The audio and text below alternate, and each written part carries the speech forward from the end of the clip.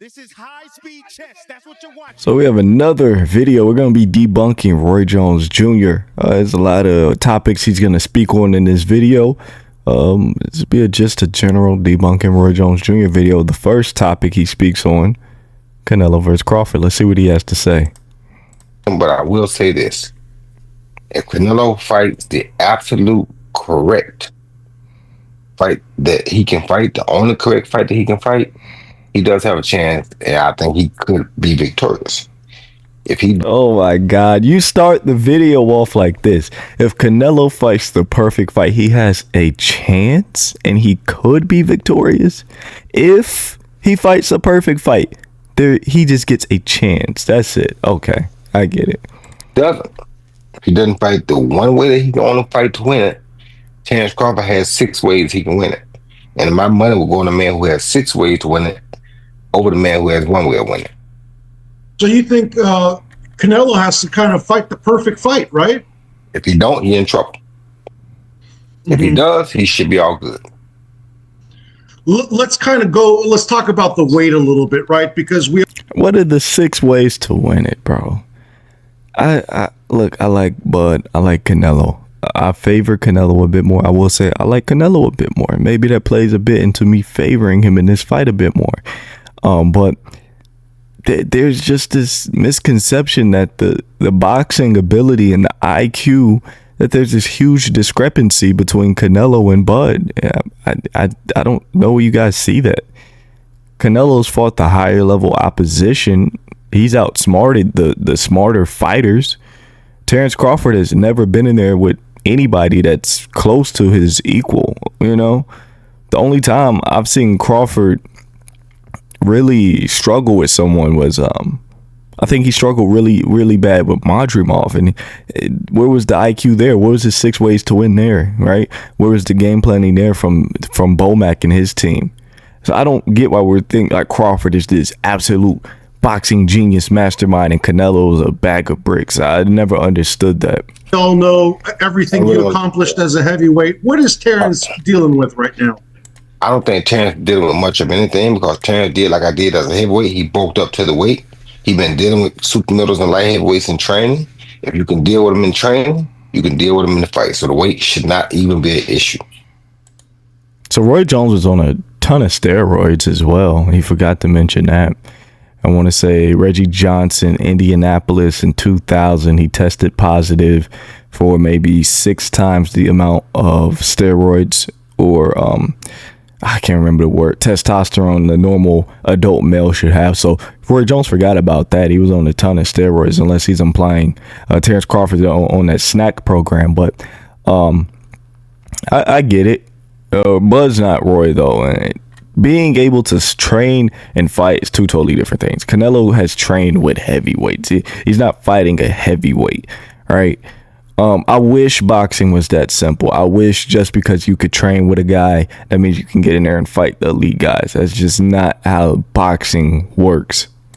Do you think Terence is that one fighter where he could accomplish what a lot of people are thinking is not doable? Is he that one fighter who's just wired and has that different DNA? He is, and not only to mention is he the guy that can, he's already done it. How many 2 or 3 division undisputed champions have we ever had besides Usyk is a 2 division undisputed champ? This dude is a 3 division undisputed champ already, and if he win this, he'll be a 4 division undisputed champ. We may never see that again. See, people don't like to celebrate the reality when it's happening. So Bud's a 2 division undisputed champ, just like Noya, just like Usyk.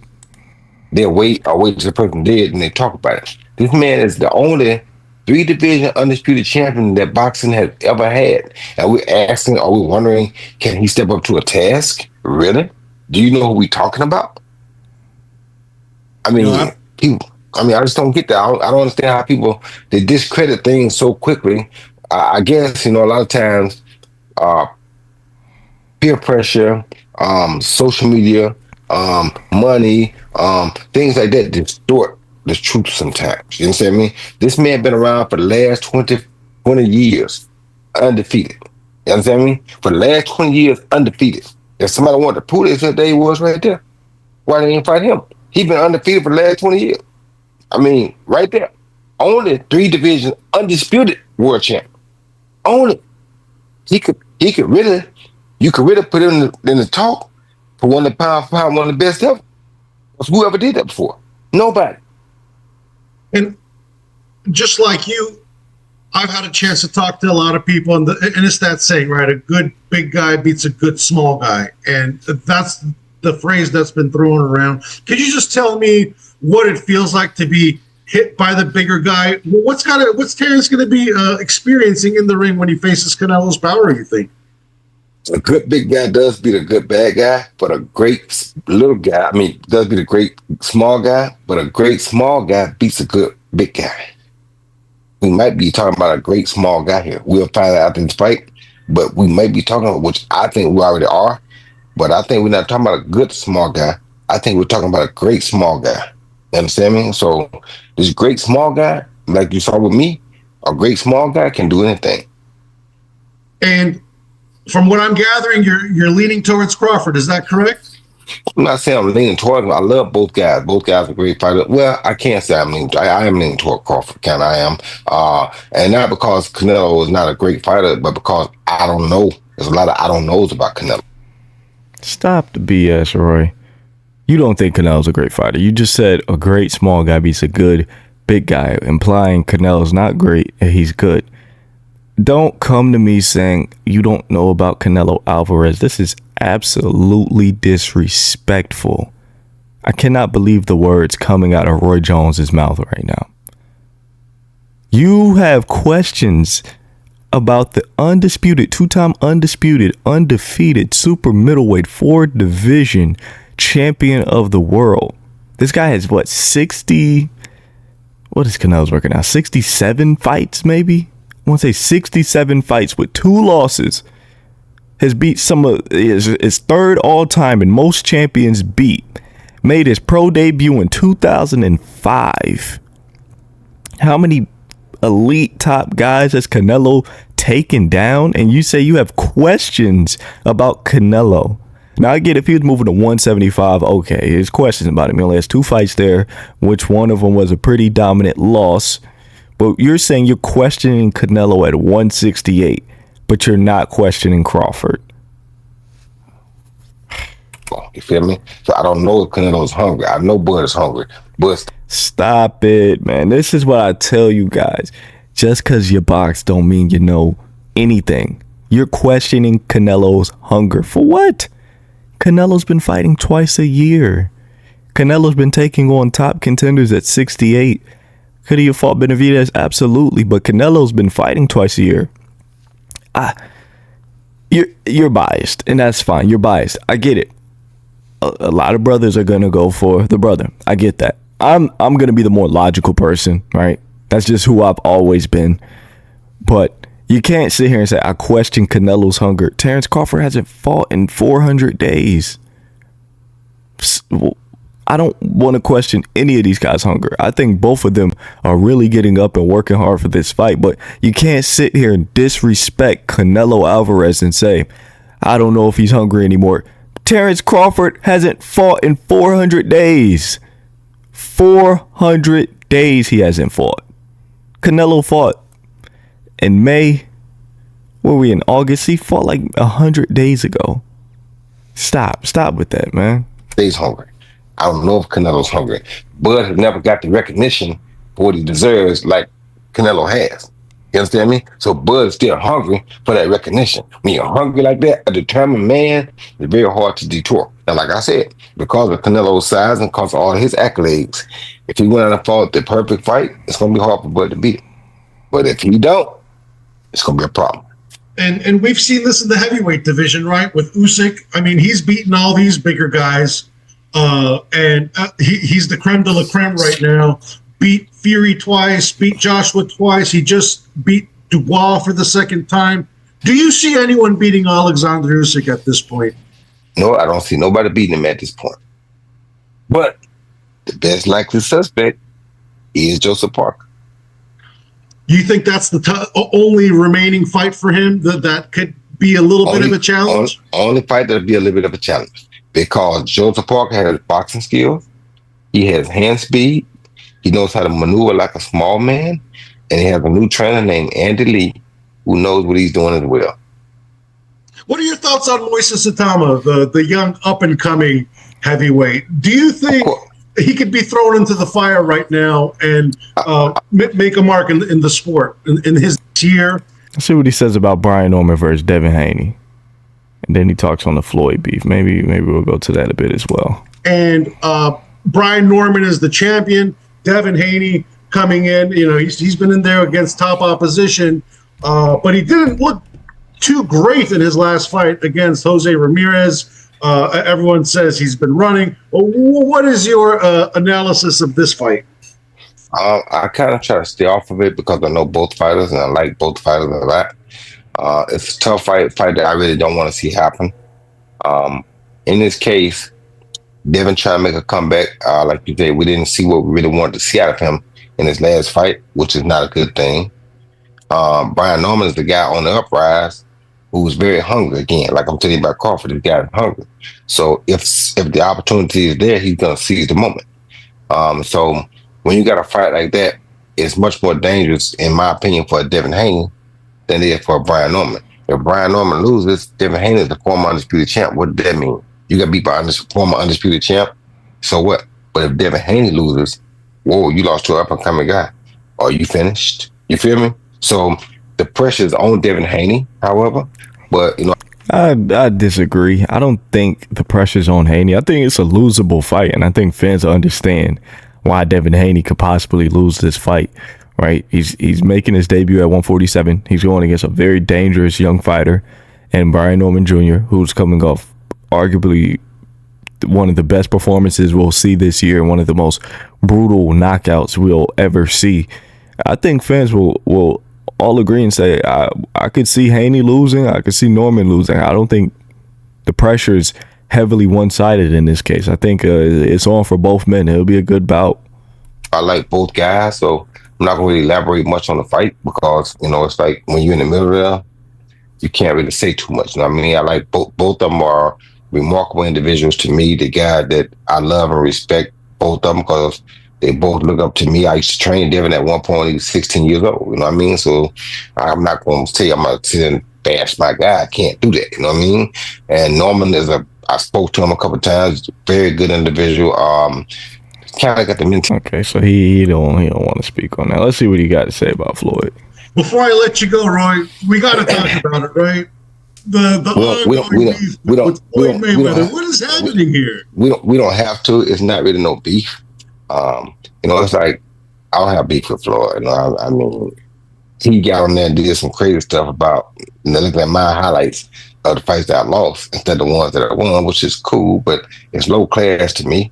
And you did it because, in my honest opinion, which Sugar Ray Leonard said the same thing.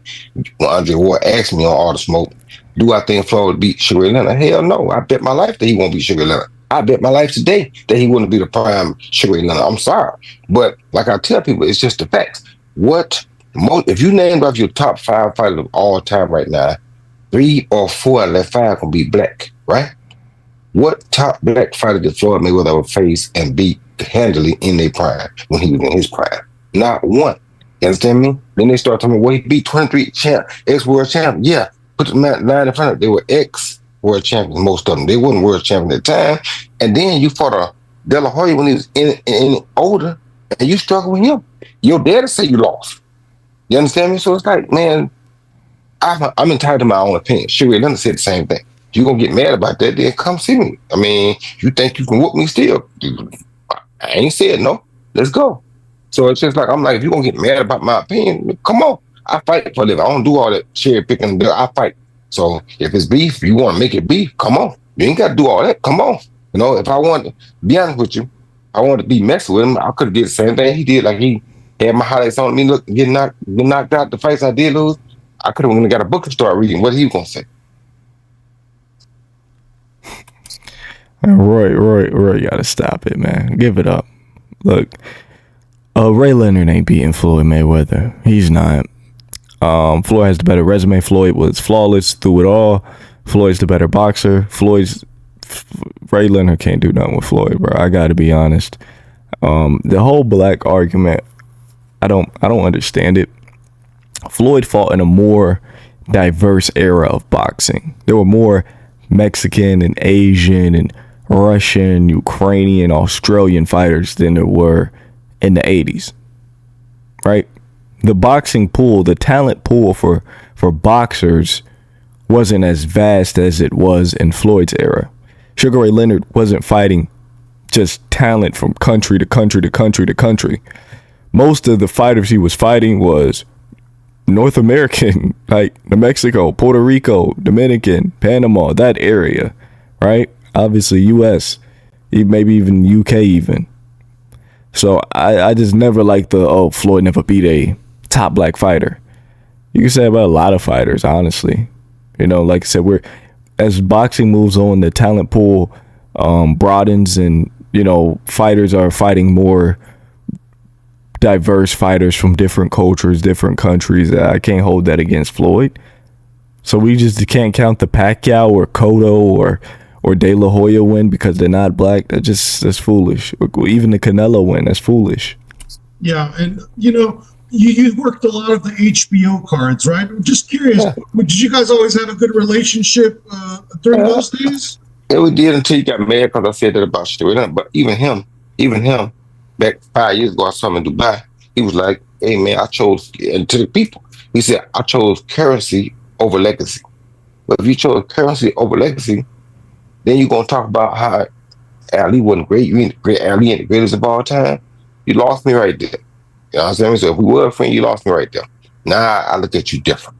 How you gonna tell me Ali ain't the GOAT? Who in his right mind in this world tell you Ali ain't the GOAT? Especially when you didn't go do what he did and play King of the Hill and dominate like you did. So how you gonna cause you made more money than him or more money than anybody else? You think that makes you the GOAT in boxing? No, it does not. Face the facts, brother. No. Who did you fight on that level of you? What was your Tamara Hearns? What was your Marvin Hampton? Where was your James Tony? Where was your Bernard Hopkins? Where was your person that people thought if y'all met head to head, they might beat you? Where was that person at? The ones that you struggle with, nobody expected them to beat you. And you struggled with them. What was your guy on your level when you did it? None. Canelo, he was young. Who else? Terrence got there all the time. You never fought him. And of course, he fought Pacquiao, but everyone says it was way too. No, ain't no everyone. He got knocked out by Marquez. That's the facts. It's what the truth is. Ain't no what. Man, I'm not even the biggest Floyd fan. Floyd's my number 2. I have Manny Pacquiao as my number 1. I would have Ali as my number 4. So I guess me and Roy Jones have beef as well. Because I don't have Ali as 1. And I think Floyd beats Ray Leonard. But Floyd didn't have an equal. You guys don't want to hear it.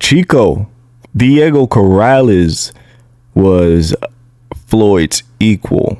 We look back at it and say, okay, Floyd dominated him. Who was Diego Corrales? No. Diego Corrales was an active champ. He was an undefeated super featherweight, one of the best super featherweights of all time, actually. And he went in there and he dominated Diego Corrales. Right? We don't talk about him as Floyd's equal because just the way his career ended, he wasn't just an overwhelmingly great fighter at the end of his career, and the way Floyd dominated him. Ricky Hatton and Floyd were, I'm not gonna say it was a coin flip fight, but it wasn't supposed to go that way. Floyd made that fight really boring. He dominated Ricky Hatton, one of the greatest junior welterweights of all time. Canelo Alvarez was 23, he was a bit younger, but he was a unified lineal pound for pound fighter. He had some nice names under his belt. Floyd was moving up. He wasn't supposed to dominate Canelo like that. That's what I'm saying. That's what made Floyd great. He did things he wasn't supposed to do. Him and Canelo was supposed to be maybe a semi-good bout. You know, people see maybe an 8-4, 9-3 going to Floyd's way. Maybe a 6-6, you know, just because Canelo's style, being that Mexican pressure fighter, Floyd always struggled with that type of fighter. And at this point in his career, he was older than ever. Canelo was young and fresh, but he went in there and dominated Canelo. We can't hold that against Floyd. But to say Pacquiao fought Marquez 4 times. He fought Morales 2 or 3 times. He fought Barrero 2 or 3 times. He fought anybody he could fight that was on that level with him. He fought him at the time to fight him. So in my humble opinion, it's almost safe to say that Pacquiao has had a better career than he has. He didn't make the money he made, but he fought the fights that were supposed to be fought when it was time to fight. You understand me? He didn't wait 5 years or wait till this guy lost for you. No, he fought him when it was time to fight. That's what King of the Hill fighters do. Now, I'm not saying you're wrong for what you did because you made more money than anybody ever did. That's cool. But stay over there on that side. Don't come over here talking crazy on this side because you didn't do it on this side. I agree. I think Pacquiao has a better resume. I think he has the 8 losses. Yes, that's kind of overshadowing his greatness in a bit.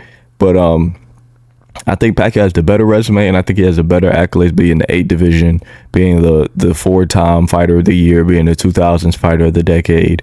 Pacquiao is the objectively greatest fighter to ever walk the planet Earth. But I'm pretty sure that's all Roy Jones got for us today. Talks about Manny Pacquiao. Yeah, that's pretty much about it. I hope you guys did enjoy this video. I hope to see you guys in the next one. Probably talk about Tank and Jake Paul. Peace out. I see you guys in the next one.